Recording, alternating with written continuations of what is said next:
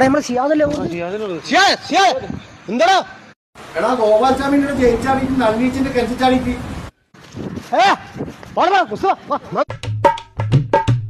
സംഭവം ഇതല്ലേ അല്ലേ